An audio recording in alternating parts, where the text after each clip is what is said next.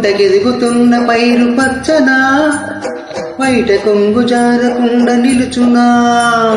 సినిమాల కథలు వింట చిత్తుకాలుని చాలించు నీ కథాకళి.